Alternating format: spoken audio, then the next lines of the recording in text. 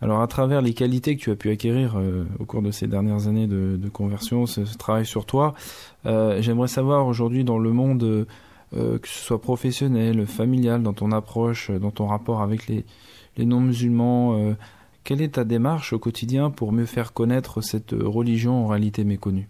Alors, je dirais que du côté de, on va dire, de ma famille, donc forcément ils savent que je suis converti.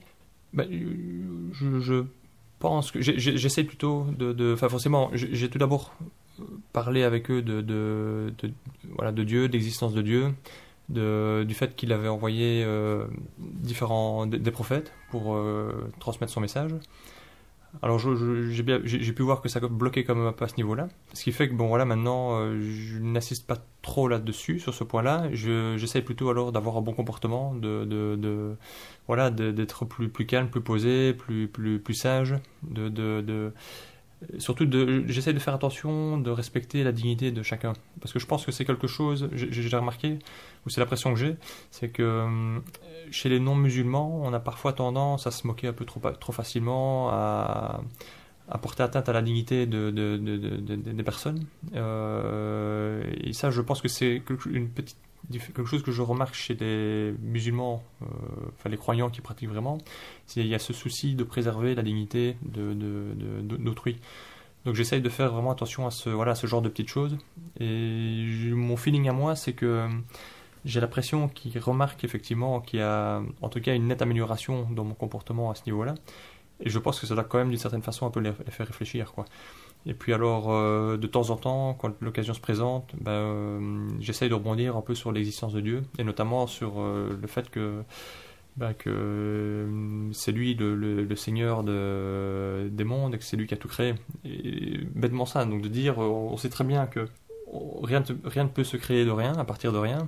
Donc si la matière existe, c'est que quelqu'un a dû la créer, quoi. Donc voilà, puis... donc voilà, donc j'essaie un peu de faire une espèce d'appel à l'islam par mon comportement en donnant un exemple, et puis quand l'occasion se présente, en essayant de parler un peu de Dieu, de ses attributs, de ses caractéristiques, en faisant en sorte que l'autre personne soit réceptive, parce que parfois les gens se bloquent un peu, bloquent ou se braquent. Quand c'est le cas, j'arrête, quoi, parce que sinon on rentre dans une discussion de sourds. Donc, et puis finalement, comme on sait bien, c'est Allah qui guide, c'est Allah qui égare. Donc moi, à part essayer de transmettre le message, ensuite c'est à la personne, si Allah le veut, de méditer, de réfléchir à ça pour essayer il faut que la personne veuille rechercher la vérité, quoi. Si elle ne veut pas rechercher la vérité, finalement ça ne servira à rien. Donc ça c'est pour le côté, on va dire, familial. Avec mes enfants, donc ma femme n'est pas convertie. Ce qui fait que c'est pas toujours évident avec les enfants, parce que forcément les enfants vont chercher à imiter un peu les parents, donc ils vont avoir un modèle non musulman avec ma femme et un modèle musulman avec moi, en sachant que les enfants passent quand même plus de temps avec la mère qu'avec le père, donc finalement elles passent plus de temps avec ma femme. Mais ce qui me fait agréablement, voilà, ce qui est agréable pour moi, c'est de voir que quand je peux parler de religion avec mes filles, j'ai acheté quelques petits livres, notamment le Coran expliqué à mon enfant, qui est vraiment un petit livre très bien fait. Ce qui fait que je parcours régulièrement ce livre avec elles, et je peux voir qu'elles sont vraiment elles accrochent. Je veux dire, on est capable de discuter pendant pratiquement 1 heure de religion, et c'est interactif. Elles posent des questions. Pour les enfants de leur âge, discuter comme ça pendant 1 heure, je trouve que c'est pas mal. Et je vois qu'elles acceptent totalement l'idée de Dieu, et du fait qu'il a envoyé des prophètes, et du fait qu'il a envoyé des lois à respecter. Et donc ça me fait plaisir de voir que malgré le fait qu'elles vivent quand même dans un environnement occidental où elles voient des choses à la télé, elles entendent de la musique, ma femme n'est pas musulmane, du côté de ma famille, de ma belle famille, ils sont pas musulmans non plus. Donc quand ils vont chez les grands-parents, ils n'ont pas non plus un exemple de famille musulmane. Mais malgré tout, elles restent quand même ouvertes au concept de Dieu, ce qui est malheureusement rarement le cas maintenant chez les adultes. Je veux dire, on peut parler avec n'importe qui dans la rue de Dieu, et on va nous dire que c'est un peu des bêtises, c'est des légendes, ça n'existe pas, on a inventé ça pour pouvoir gouverner les hommes, etc.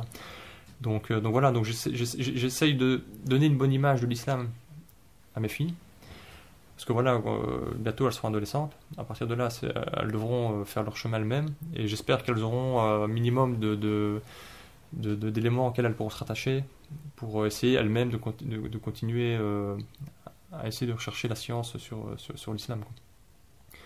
Et donc ça, c'était pour le côté familial.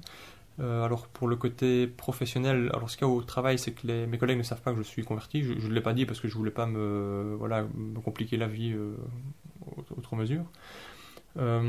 Alors moi déjà au travail, pour ma pratique, je pense ici à la prière.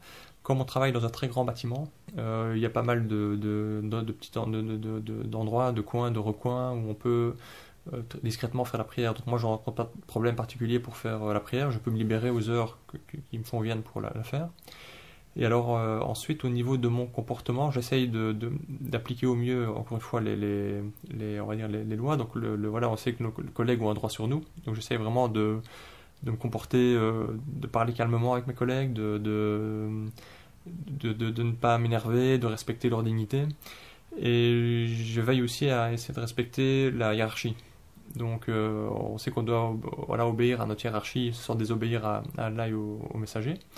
Donc ici, comme forcément dans le travail, on va plutôt parler de choses qui n'ont rien à voir, on va dire, entre guillemets, avec la religion, mais plutôt vraiment des choses organisationnelles et techniques. Quand mon chef demande quelque chose, j'essaye de vraiment de remplir la demande les demandes qu'il m'adresse, quoi. Et ce qui est assez amusant, c'est que donc on a des évaluations qui sont faites chaque année sur l'aspect relation avec les collègues et service proposé à la clientèle et aux collègues. J'ai été vraiment très très bien noté par rapport aux autres. Donc ça me fait plaisir parce que je pense que en essayant d'appliquer les lois d'Allah et en trouvant le plaisir, encore une fois, maintenant, auparavant, quand mon chef me demandait quelque chose qui me plaisait pas vraiment, je pouvais le faire un peu en boudant. Maintenant, je me dis, je le fais pour Allah. Allah, il a dit qu'il faut, le chef t'a demandé quelque chose, c'est dans tes capacités, il te donne les moyens de le faire, c'est clair, c'est précis, t'as pas de raison de refuser, je le fais, avec la bonne humeur, et finalement, ça me procure du plaisir, mon chef est content de moi, mes collègues sont contents de moi, et donc je me rends bien compte que je suis considéré comme quelqu'un ayant un très bon comportement au travail, quoi. Et alors du coup, donc je n'aurais pas dit que j'étais musulman, mais moi ça me renforce ma foi, parce que j'avais parfois une petite aigreur par rapport à certains de mes collègues auparavant sur mon lieu de travail, et je me rends compte que cette aigreur, je ne l'ai plus. Parce que je me satisfais, encore une fois, d'appliquer les lois d'Allah pour Allah, quoi. Donc, le bienfait de ça, c'est que mes collègues me perçoivent bien et du coup sont nettement plus sympathiques avec moi, sont aussi plus voilà. Donc je dirais que c'est je pense que ma conversion a un impact positif pour moi sur mon travail, sur mon environnement de travail, dans mon environnement de travail.